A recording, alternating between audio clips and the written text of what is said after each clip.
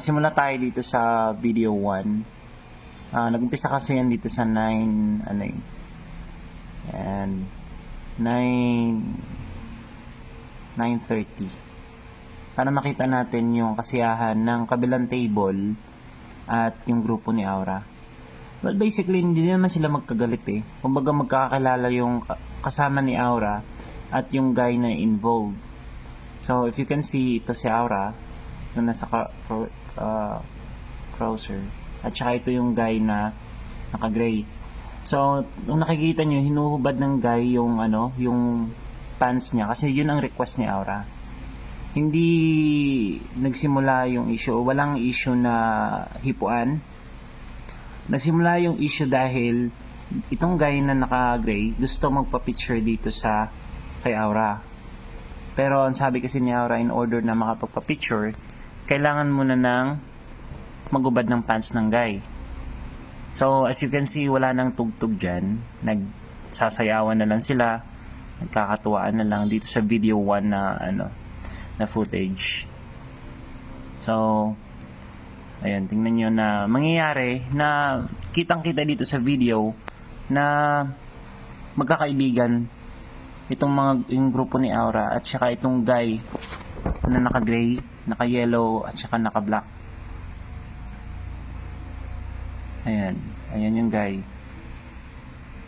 Nagkakatuwaan sila dyan actually. Ayan. So, makikita sa video na pinapababa na ni Aura yung mga kasama niya. Kasi nga, para matupad yung dare niya dito sa guy na nakakulay gray. Tingnan mo, nakikita dyan kasi nung during party, nagkakasiyahan yan sila. Yan, magkakakilala yan, oh. Kasama ni Aura yan yung guy na naka-white. Yan, magkakasama yan. Ayan. Wala, okay yung pag-alis ng mga girls. Wala talagang issues. Ayan. Pinababa ni Aura lahat ng kasama niya. And tingnan mo si Aura nag-stay dito. Kasi nga, hinahamon niya tong guy. Ayan, pinababa niya lahat. Hinaaya na siya ng kasama niya na naka-sando. Pero ayaw niyang bumaba. Ang rason kung bakit ayaw niyang bumaba is meron siyang dare dito sa lalaki na para mapagbigyan magpa-picture, kailangan hubarin yung pants. Ayan.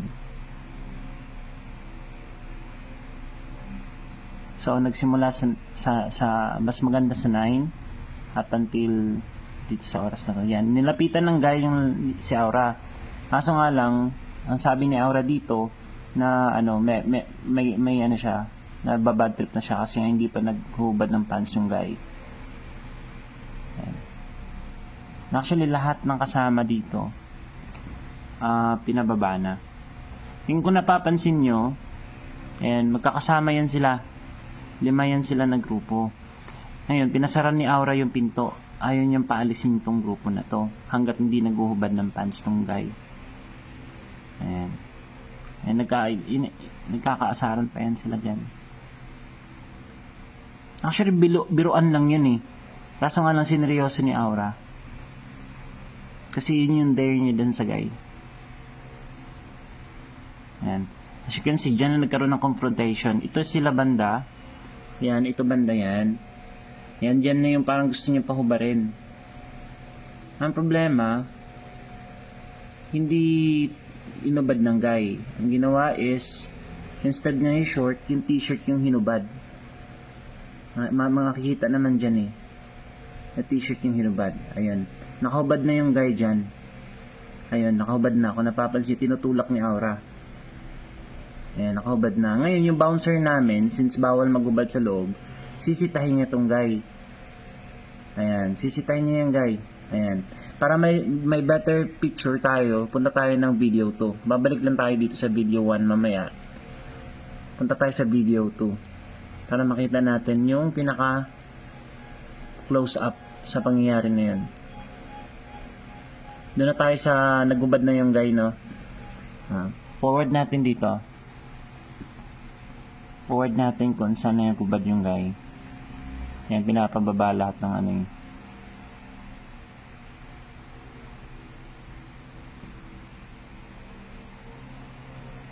Kakalam ko 1, ano.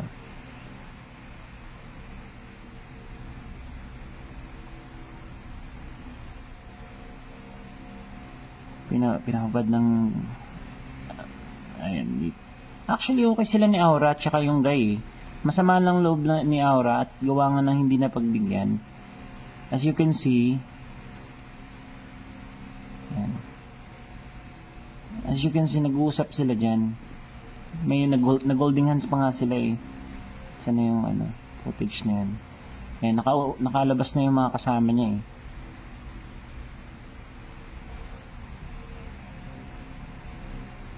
Ayan, magpapaalam na nga yung mga ano, yung mga kasama ni Aura.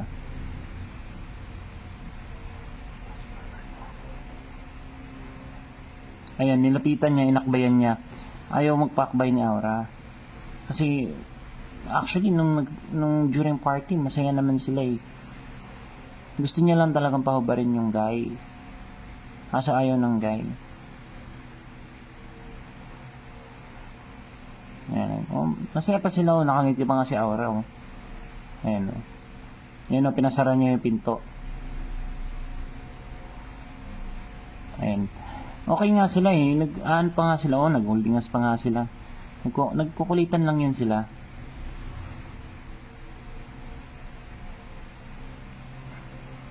Kukulitan lang yan sila. Dito na yung ang issue, ano, nababad trip na siya dahil hindi siya napagbibigyan na magubad yung guy.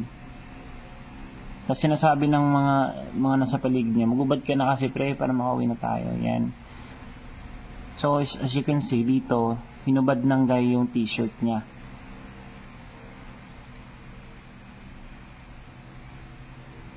Tingnan nyo. Hinubad ng guy yung t-shirt niya. Ang gusto niya mangyari, isubarin yung short. Kaso nga lang t-shirt lang yung hinubad. Tutulak niya yan. Yan. So, yan. Tingnan nyo. Nakahubad yung guy. Ang gusto kasi ng ni Aura is yung pantalon.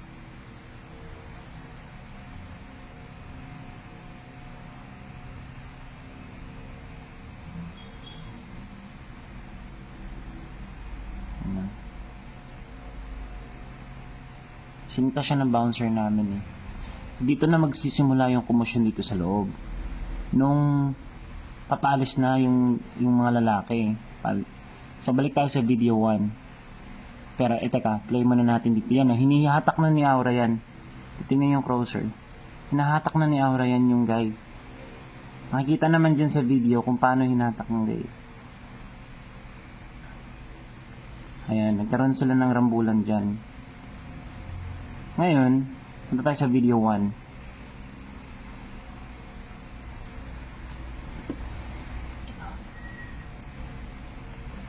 Pagdating natin sa video 1, punta tayo dun sa hinatak na nag-base na yung lalaki.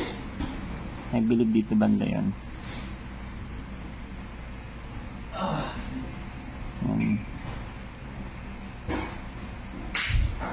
Ayan.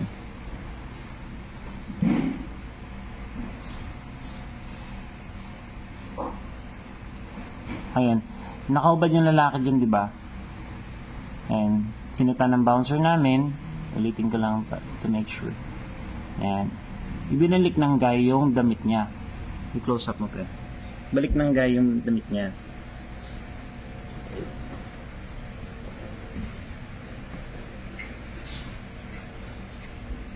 Ayan. Nung pagbalik ng guy ng damit niya, palabas na sana siya. Ang problema, hinahatak siya ni Aura dito. Tingnan mo kung paano siya hinatak ni Aura. Yan o, hinila o. Tingnan mo sino nung unang kung paano hinatak ni Aura yung guy. Ayan. Ayan. O, natumba pa sila. Sobrang punit nga yung damit ng guy. Galit na galit si Aura. Hindi niya pinapalabas yung guy hanggat di naguhubad ng short. Ng pantalon. Or pants. Ayan. Ito yung guy, tingnan nyo yung guy, ito, yan. Sa habulin pa yan ni Aura para itulak, yan. Tingnan nyo, kung sino yung unang nagalit. Sino unang naging physical, naging nag-aalboruto na si Aura dyan. Yan. Inawat na siya ng bouncer namin eh.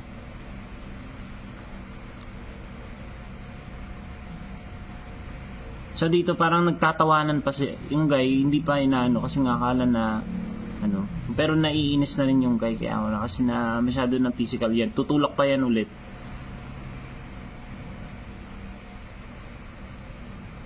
Yan. Focus mo dito. Yan.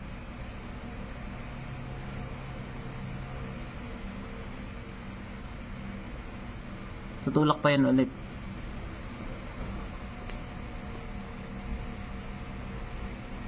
Gusto na umuwi ng guy. Actually, gusto nilang umiwas talaga. You know? Nag-self-defense na yung lalaki. Tingnan mo, tunulak pa. Ngayon, inaawat na siya ng bouncer namin. Pinalabas na yung guy.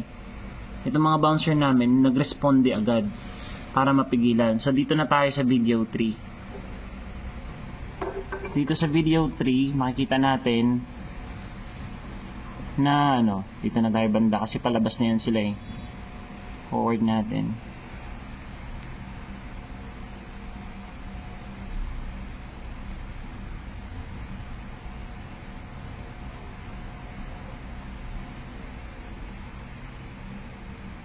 Yan yung mga nakalabas yung tropa eh, ni Aura. Yan yung pinasara yung ano, pinto. Ito na yan. Ay, hindi. Ayan o. Ito na yung parang nakalabas na yung guy, pinapalabas na ng bouncer namin. Yan, tinutulak ni Aura. Yan o. O. Tinaas na yung kamay ng guy. Ayaw mo laban nga, pero tinutulak pa rin ni Aura. Walang hipuan na nangyari. Yan o, ng bouncer namin. Responde agad yung mga bouncer namin para awatin si Aura. Alam ng mga kaibigan ni Aura kung sino talaga yung may issue ng time na yan. Yan, tinutulak na ni Aura yung mga bouncer namin at dali-dali na umalis yung guy. Nakikita yan dito sa video 4. Dito sa video 4, makikita mo kung gaano ka-aggressive si Aura sa part na to. Na ano. Ayan. As you can see, bumaba yung dito, backward pa natin yung bumaba yung guy. Ayan. As you can see, bababa yung guy dito. Galing yun sa taas kanina nung tinulak siya. Tapos tinaas yung kamay. Ayan. Tumakbo pa yung guy dyan. Ayan si Aura. Ayaw talaga magpaawat. Tingnan nyo yung ano. Yung mga bouncer namin todo responde yan para maiwasan yung gulo. Ang problema yan. Kung hindi siya pinigilan, laglag siya dyan. Oh. Gusto talagang saktan yung lalaki dahil hindi siya napagbigyan. Yan. Tingnan mo. Tingnan mo. Ilang bouncer yan? 2, 3. Para maiwasan lang yulo. Ang problema nga lang, ang dami ng kasama ni Aura, 24. 24 na katao yung kasama ni Aura. Siyempre, pagka sinimulan ni Aura yun, pati yung mga kasama niya, ano din talaga. Ayun o. Yan o. Muntik pa siya malaglag dyan pero nawakan siya ng bouncer namin. Pinipigilan siya ng mga kasama dyan pero ayaw magpaawat.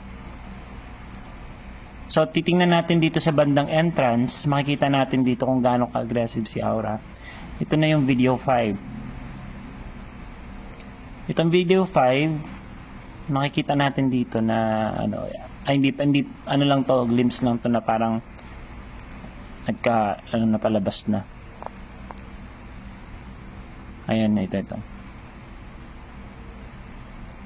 Makikita dito na rumisponde agad yung mga kasama ni Aura nung bumaba yun. Yan yung guy bumaba. Yan. Bumaba yung guy actually.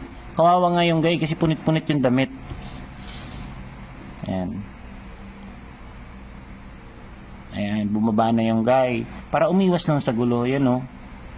Ngayon, yan yung mga kasama ni Aura.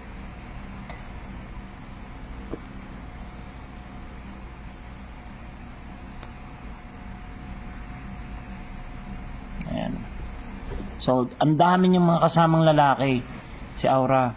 Pati yung mga babae na nagsiunahan ng bumaba. Nagsiakyatan ulit yung may dalang rose.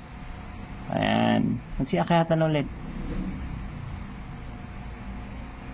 Ayan. Tingnan mo kung gaano ka-aggressive si Aura. Ayaw magpapigil. Tingnan mo. Ayan. Sinasabi niya yan, gusto niya sapakin yung lalaki. Tapos dito tayo sa video 6.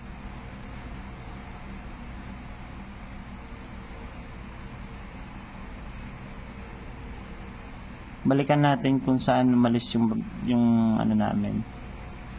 Ay umalis yung ano yung lalaki. And then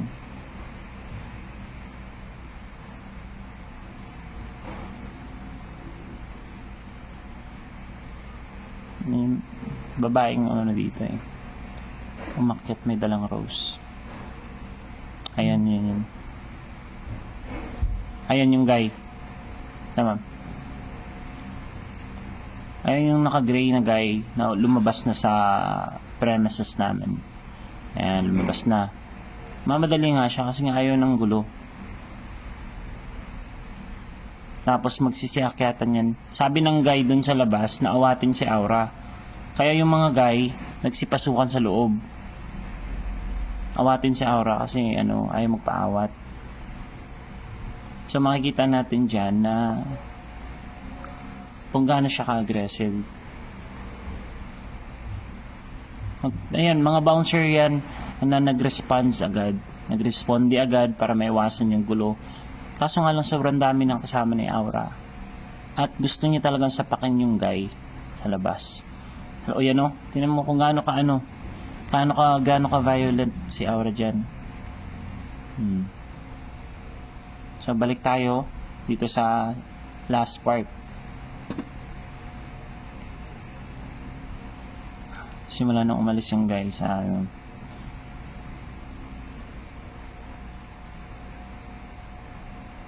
Ayan. Actually, hindi makikita yung guy dito eh. Dito dumaan sa ano eh. Nung umalis eh.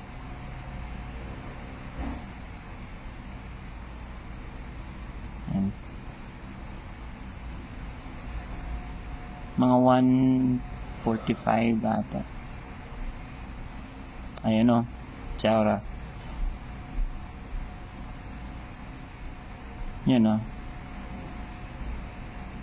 Ayun, di naman pigilan si Aura dyan. Doon na nagsimula yung gulo. Ngayon yung guy gusto niyang sugurin. At yung mga kasama ni Aura, wala na kaming footage dyan na ano, further doon sa unahan. Pero gusto ni Aura sapakin yung guy. Then dumating sa punto na nakisali na rin yung mga kasama ni Aura. So basically, wala talagang hipuan na nangyari.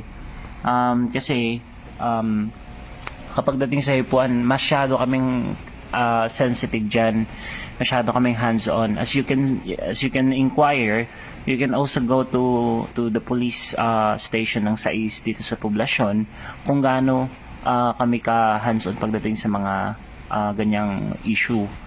Sa footage na to walang issue na hipuan.